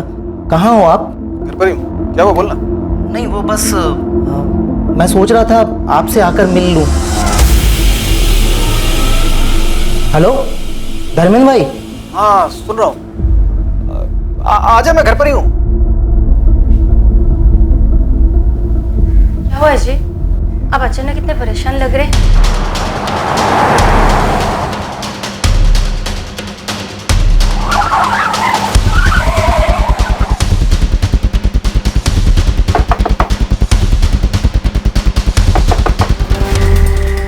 जी कौन है आप लोग? ऐसे कैसे? क्राइम ब्रांच, धर्मेंद्र को बुलाओ तुरंत। 10 मिनट हुए वो बाहर गए, बोले रात भर घर नहीं आएंगे। क्या हुआ है? क्या किया उन्होंने? मर्डर। क्या? 3 साल पहले उसने एक आदमी का मर्डर किया था। वो अगर तुम्हें फोन करता है तो तुम सीधे सीधे हमें फोन करके बताओगे, समझ में आया? सर धर्मेंद्र अंदर नहीं, जैसे भी आपको कांटेक्ट करे इस नंबर पे आप हमें फोन करके बता दीजिए। ये धर्मेंद्र शहर छोड़ने की पूरी कोशिश करेगा, हम उसे भागने नहीं दे सकते। शहर की हर जगह सील करवा दो। जी सर, मैं सारे थाने, एयरपोर्ट और बस स्टैंड पर हाई अलर्ट की रिक्वेस्ट भेज देती हूँ। और सर ये धर्मेंद्र का फोटो सर्विलेंस पर डाल दो, कॉल कर सकता हूँ।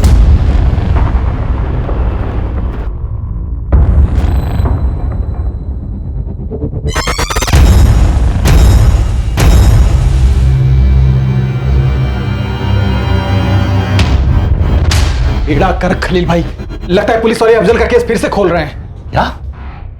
तुझे कैसे पता चला? अरे पुलिस मुझे अरेस्ट करने के लिए मेरे घर पर आई थी, बाल बाल बचकर भागा हूं मैं। लेकिन तेरे बारे में पुलिस को कैसे पता चला? मुझे नहीं मालूम है, लेकिन बेहतरी इसी में है ना खलील भाई कि मुझे इस झमेले से बाहर निकालो। 5 लाख रुपए मेरे मुंह में ठूसो, नहीं तो मेरा मुंह पुलिस वाले के सामने खुल जाएगा। बकवास मत कर, तू ऐसा कुछ भी नहीं करेगा, समझे? मैं ऐसा कर सकता हूँ खलील भाई। मेरी सुपारी के पैसों में से ना अभी भी 80,000 आप ही के पास है। 4-5 दिनों के लिए तो अंडर करूंगा, तब तक मैं कुछ इंतजाम करता हूँ। 3 दिन मैं फोन करूंगा और पैसे का आप इंतजाम करिए, और अगर नहीं हुआ ना तो पुलिस वाले के पास जाके मैं सब कुछ बोल दूंगा।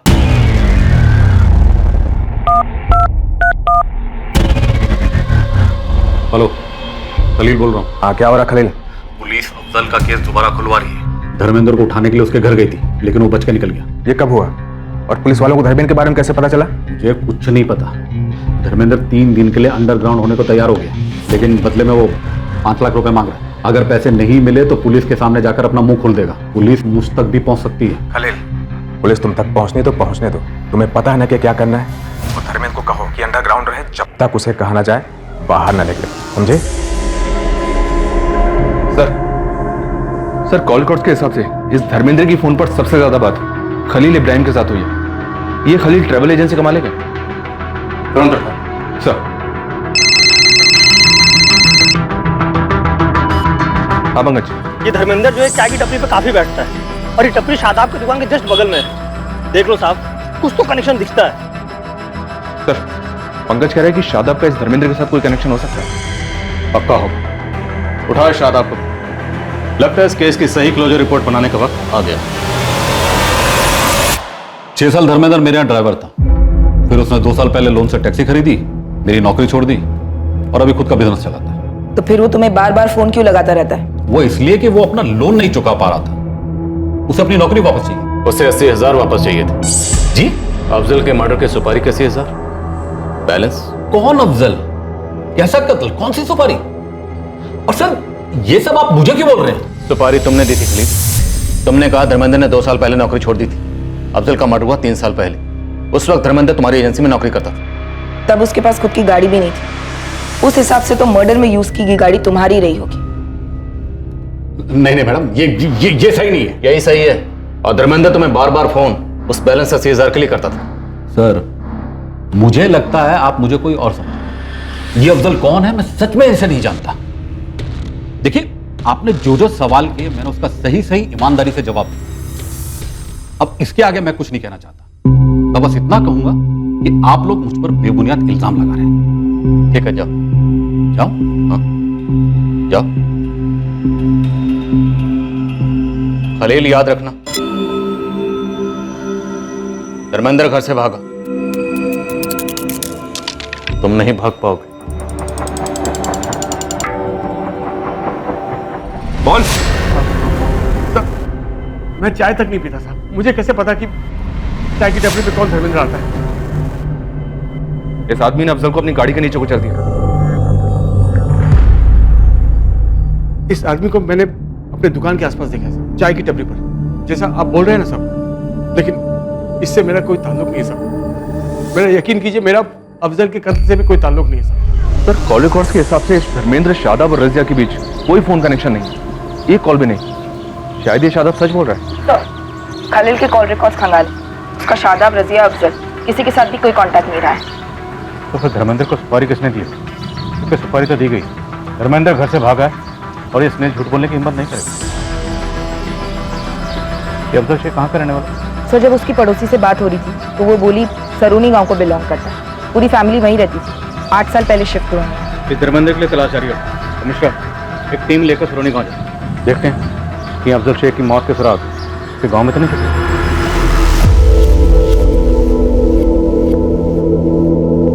शादाब, मुझसे रहा नहीं जा रहा, मुझे आपसे कुछ पूछना है।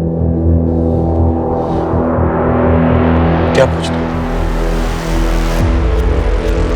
क्या आपने अफजल को मरवाया है? क्या तुम्हें वाकई में ऐसा लगता है कि अफजल का कत्ल मैंने करना है? मेरी आंखों में आंखें डालकर अपना सवाल पूछो रज़िया। मेरी तरफ देखो। क्या ये आंखें खूनी की लगती है? अफजल की खूनी की? मैंने किसी को सुपारी वाली नहीं थी रज़िया। तकदीर का लिखा जो होना था बस वो होता गया। मेरे बात का यकीन कर।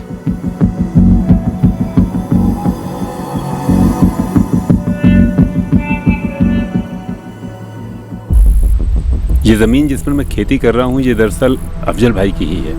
पिछले 5 सालों से मैं ही इस ज़मीन पर खेती कर रहा हूँ, लेकिन उन्होंने खुद से मुझे कभी भी किराया या अनाज के बारे में नहीं पूछा। अल्लाह के बंदे थे वो, बहुत नेक। अच्छा, अफजल के गांव में किसी के साथ कोई दुश्मनी इस जमीन को लेकर या किसी और मसले को लेकर, या बापदादों वाली दुश्मनी? मैंने तो उन्हें कभी ऊंची आवाज में बात करते हुए भी नहीं देखा। अच्छा, इस गांव में अफजल का कोई दोस्त है क्या, कोई खास? जी हाँ, माजिद। भाभी, आपको कभी भी किसी चीज की जरूरत हो तो मुझे फोन कीजिएगा। कहाँ मिलेगा इस वक्त? माजिद पार्टी के दफ्तर में होगा। केशव, क्या ये डिजाइन कितनी गलत है?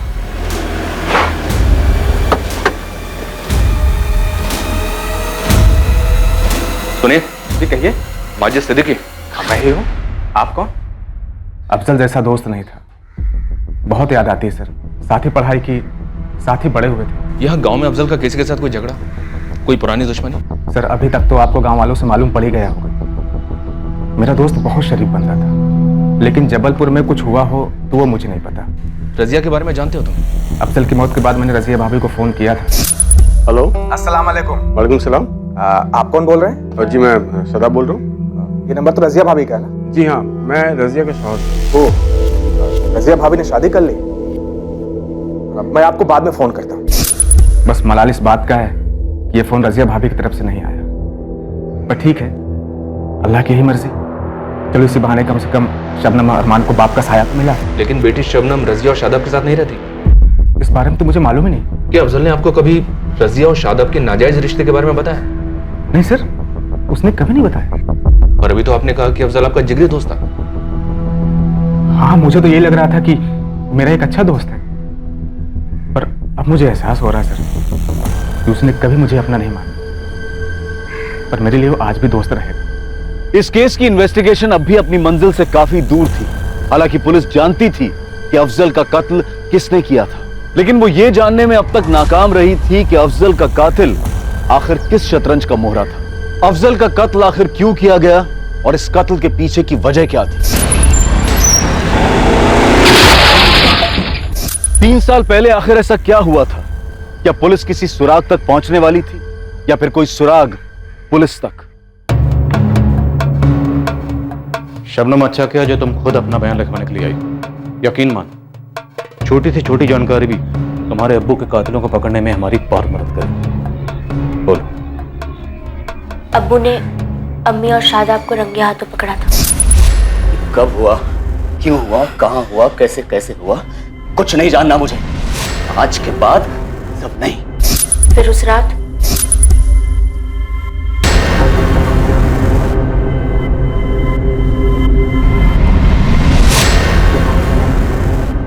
अब्बू को ऐसे रोते हुए मैंने कभी नहीं देखा था।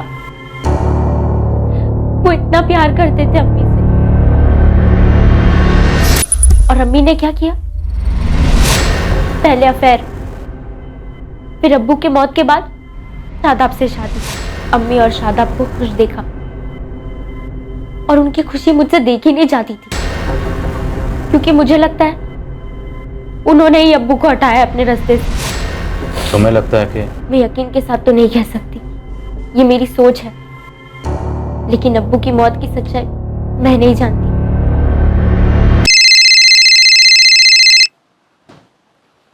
हाँ पंकज, बोल। साहब, आपका बंदा मिल गया।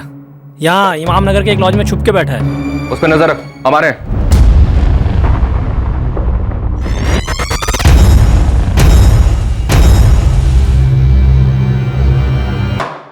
पहले बोल, सुपारी किसने दी? मेरे मालिक खलील इब्राहिम ने। अफजल शेख नाम है इसका, गाड़ी से उड़ाना, एक्सीडेंट लगना चाहिए। एडवांस 20,000, बाकी के 80,000 काम होने के बाद। मैं उससे मिलने उसके दुकान पर गया था, दर्जी की दुकान पर। मंगेश, दुकान संभालने में खाना खा के आता हूँ। अफजल भाई, अब सलाम। सलाम। माफ कीजिए, मैंने आपको पहचाना नहीं। जी, दरअसल मेरा नाम बाला है।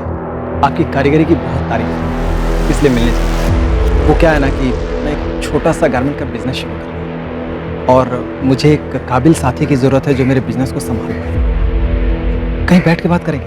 भाई साहब, क्या है कि वो मैं भी खाना खाने घर जा रहा था, उसके बाद एक अर्जेंट डिलीवरी है, शाम को मिले। शाम को तो मेरी 4-6 मीटिंग्स हैं, लेट हो जाएगा। अंधेर रात को 10 बजे मिलेंगे? रात को 10 बजे बहुत लेट नहीं हो जाएगा? प्रॉब्लम है? नहीं, प्रॉब्लम नहीं है कोई। हाँ तो फिर ठीक है ना, अपना वो जबलपुर बाईपास के पास जो फर्स्ट एग्जिट है ना, वहीं पर मिलते हैं रात को 10 बजे। चलिए ठीक है, फिर 10 बजे मिलते हैं बाईपास।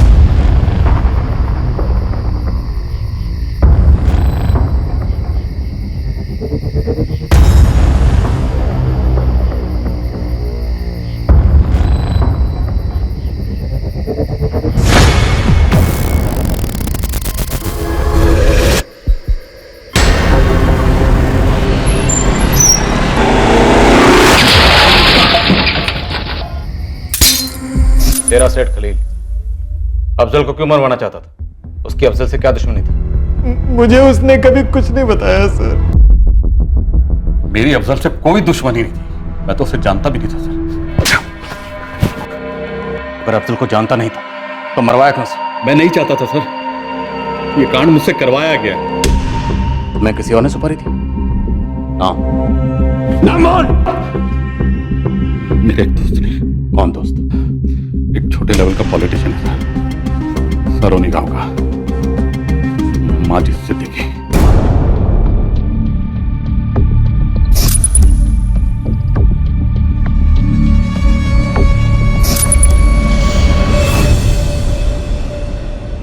अफजल मेरा सबसे अच्छा दोस्त था, शायद इकलौता। लंगोटिया यार थे सर। हम सब कुछ साथ में करते थे। हमने गांव में किराने की दुकान भी खोली, हमारा धंधा चल निकला। अफजल एक दिन बोला कि वो जिंदगी में कुछ बड़ा करना चाहता है, तो 2011 में वो जबलपुर के लिए चला गया पार्टनरशिप तोड़ के। बिजनेस टूटा, लेकिन हमारी दोस्ती फिर भी कायम थी सर। गांव वाले मिसालें दिया करते थे हमारी दोस्ती की। जबलपुर जाने के बाद भी हम लोग टच में तो थे, लेकिन पहले जैसे नहीं। वाकई अफजल मेरी हिम्मत था सर। अगर अफजल तुम्हारी हिम्मत था तो उसे मरवाया क्यों? रज़िया ने कहा था उसे मरवाने का? नहीं। इलेक्शन जोक लग रहा तुझे? तू राजवीर सिंह जी के खिलाफ पंचायत का चुनाव लड़ना चाहता है। पूरा गांव राजवीर जी को वोट करेगा, तेरे अम्मी अब्बू, मेरे अम्मी अब्बू, सभी। मतलब तुझे सिर्फ एक वोट मिलेगा, वो भी तेरा। मतलब तेरा भी वोट नहीं मिलेगा मुझे? यही दोस्ती तेरी? अरे यार, अब तू देख ड्रामा कर रहा है खाम का। अफजल, क्या जिंदगी में तू ही सिर्फ आगे बढ़ सकता है, मैं नहीं? देखना, इस पूरे इलाके में मेरे नाम का डंका बजेगा। कुछ करके दिखाऊंगा यार। हाँ भाई, दिखा लेना यार। मैं पेड़ पर चढ़ने की कोशिश कर रहा हूँ, तू डाली पकड़ेगा तो मैं गिरूंगा नहीं। देख माजिद यार, मुझे इन सब में मत घसीट। और तुम इलेक्शन हार गए। सर, मुझे इलेक्शन हारने का कोई गम नहीं, लेकिन कुछ ऐसा हुआ जिससे मेरा फ्यूज उड़ गया। और माजिद, काम में जमानत के पैसे भी जब्त करवा दिए। अरे मैंने कहा था कोई वोट करने वाला नहीं है। यहाँ तक कि मेरे घर वालों ने भी राजू जी को वोट दिया है। छोड़ ना यार, वो तो मैं अगली बार जीत जाऊँ। लेकिन ये बता बे कि तूने वोट दिया कि नहीं? देखिए यार, सही बताऊं तो नहीं दिया। क्यों? क्यों नहीं दिया? यार बुरा मत मानना, एक पुरानी कहावत है, किसी गधे को अगर नदी किनारे छोड़ दिया जाए तो पानी तो खुद पी लेगा, लेकिन कभी घोड़ा नहीं बोलता। खंजर की तरह चुप गई थी अफजल की बात मेरे दिल में। मेरे लिए इतना बैर, ये बात अटक गई थी मेरे जहन में। मैंने इतना गुस्सा, इतनी नफरत किसी से नहीं की थी जितना मैं अफजल से करने लगा था। मुझे बदला चाहिए था सर। ये बदला तुमने 1 लाख में खरीदा खलील से, जिसे 20,000 में दिलवाया धर्मेंद्र से। माजिद, जो दोस्त मुंह पर सच बोल दे उसके दिल में बैर नहीं होता। बैर अफजल के दिल में नहीं था, बैर तुमने पाल रखा था अपने दिल में अफजल के। माजिद सिद्दीकी को आईपीसी की धारा 302 के तहत गिरफ्तार कर लिया गया है। साथ ही खलील इब्राहिम और धर्मेंद्र कुमार को भी आईपीसी की धारा 302 के तहत गिरफ्तार किया गया है। इस कत्ल की वजह से रजिया का परिवार बिखर गया था और फिर संभला तो पहले जैसा कभी ना हो पाया। एक बेटी ने अपने अजीज अब्बू को खोया जिसकी वो दुनिया में सबसे ज्यादा इज्जत करती थी, और दूसरी तरफ पुलिस के खबरी पंकज को खास इज्जत बख्शी गई क्योंकि उसकी एक ब्लाइंड टिप के आधार पर पुलिस एक ऐसा केस क्रैक कर पाई जो 3 साल पहले अनसुलझा करार दे दिया गया था और उसकी क्लोजर रिपोर्ट फाइल कर दी गई थी। खून का रिश्ता हो या फिर दोस्ती का, सामने वाले के जज्बात और प्रतिक्रिया को नजरअंदाज करना महंगा पड़ सकता है। सालों से अंदर ही अंदर उबल रही रंजिश किसी एक हरकत या चंद शब्दों की वजह से उमड़ पड़ती है, और उस नफरत के शिकार होने वाले को याद तक नहीं रहता है कि उसने किसी को ठेस पहुंचाई थी, जैसा कि इस केस में अफजल शेख के साथ हुआ। क्या अफजल के कत्ल की वजह सिर्फ एक राजनीतिक मतभेद था, या फिर बचपन से ही माजिद ने अपने दिल में अफजल को एक प्रतिद्वंदी ज्यादा और दोस्त कम समझा? शायद माजिद को भी अंदाजा नहीं था कि उसके मन में क्या उमड़ रहा है, लेकिन जुर्म करने की कोई भी वजह उचित नहीं होती। ऐसी किसी भी प्रतिक्रिया से सतर्क रहना चाहिए। अगर मन में ऐसे ख्याल आते हैं या घर करने लगते हैं तो समझदारी से आगे बढ़ने में ही हमारी और हमसे जुड़े लोगों की भलाई है। अब मैं अनूप सोनी आपसे विदा लेता हूं, फिर मुलाकात होगी एक और नए केस के साथ। और याद रखें, क्राइम और आपके बीच में सिर्फ इतना फर्क है कि आप कितने सतर्क हैं। सतर्क रहें, सुरक्षित रहें। जय हिंद। इस तरह के और भी एपिसोड देखने के लिए हमारे चैनल को सब्सक्राइब करें और बेल आइकन दबाना ना भूलें।